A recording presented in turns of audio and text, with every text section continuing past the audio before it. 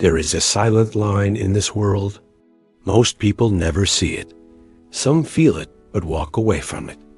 And a very small group crosses it. On one side of the line are people who want success. On the other side are people who live success. This video is not about motivation. It's about difference. Because winners don't work harder by accident. They don't stay disciplined by luck. They don't stay focused just because of their personality. They think differently. And once your thinking changes, your entire life follows. Most people say, "I hope this works. I'll try my best. I'll see what happens." Winners don't talk like that. They operate from a different place. A winner asks, "What does first place require? Who do I need to become to achieve this? What price am I avoiding that's holding me back?" Hope is cheap. Effort is common. But commitment costs. Winners don't join games they're not prepared to dominate. They don't step into rooms without deciding who they'll be inside them. They don't aim for comfort. They aim for control. Control over their habits. Control over their emotions. Control over their preparation. And here's the truth most people avoid. Second place thinking sounds reasonable. It's safe. It's understandable. But first place thinking? It sounds unreasonable. It sounds extreme. It sounds obsessive. Until it works. Then they call you a genius. When you don't know what you want, the world overwhelms you. It's a constant stream of noise, distractions, and opinions. But when you decide who you're becoming, everything becomes information. A winner watches differently, listens differently, observes differently. They're not just entertained, they're studying. Every failure becomes data. Every mistake becomes feedback. Every loss becomes instruction. The average person asks, "Why did this happen to me?" They see it as a personal attack, a sign to quit. A winner asks, "What is this trying to teach me?" And once you adopt that mindset, nothing is wasted. Pain isn't personal anymore. It's a signal to get stronger. Criticism isn't fatal. It's an opportunity to see a blind spot. Embarrassment isn't permanent. It's just a moment in your journey. It's all curriculum. It's all part of the education of becoming great.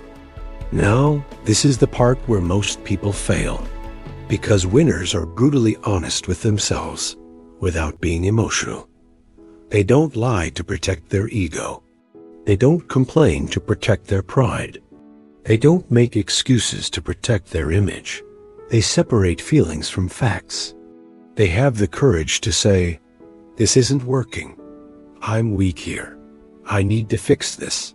Not with shame, not with drama, but with the cold precision of a surgeon. Because ego blocks improvement. And winners understand something critical. If you're offended, you're distracted. If you're embarrassed, you're focused on yourself, not the goal. If you're emotional, you're not learning. So they drop the ego fast. They check it at the door. Not because they're insecure, but because they're serious.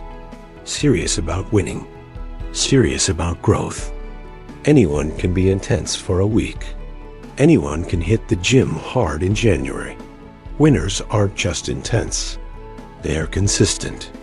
They show up when motivation disappears. They train when nobody's watching. They prepare when it's boring, repetitive, and unglamorous. Not for applause, not for recognition, but because this is who they are. They don't ask, "How long do I have to do this?" They ask, "How good can I become if I never stop?" Discipline isn't dramatic. It's quiet. It's repetitive. It's uncelebrated. It's the daily, unseen grind. And that's exactly why most people quit.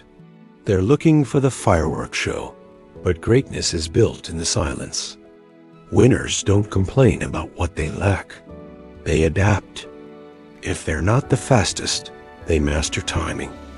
If they're not the strongest, they refine their technique until it's flawless. If they're not the most naturally gifted, they outstudy, outprepare, and outstrategize everyone.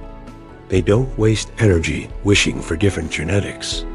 They don't envy other people's advantages. They build systems around reality. They work with the hand they were dealt and turn it into a winning one. Because complaining is passive. It's giving your power away. Adaptation is aggressive. It's taking control. And winners are aggressively realistic.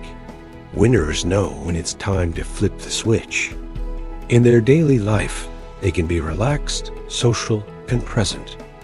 But when it's time to perform, something changes.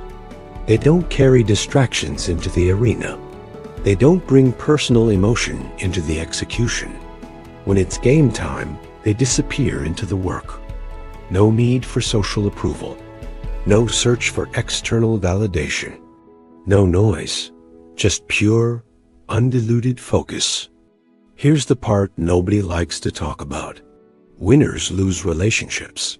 They miss moments. They disappoint people.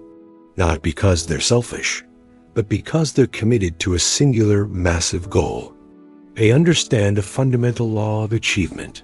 You cannot live like everyone else and expect uncommon results. They don't apologize for the season they're in.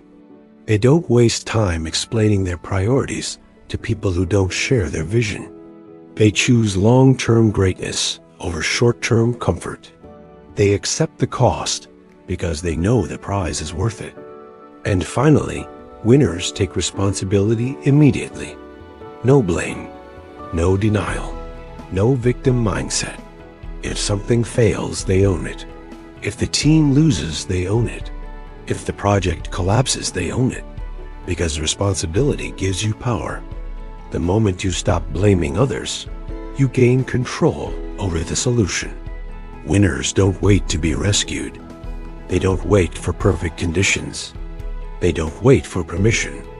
They adapt. They respond. They execute. Here's the truth. Nothing in this video matters unless you decide. Not tomorrow. Not next year. Now. Winners aren't born. They're chosen. They're chosen by discipline. They're chosen by sacrifice. They're chosen by relentless repetition.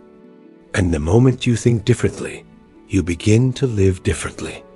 So decide, right now, not to try, not to hope, but to commit.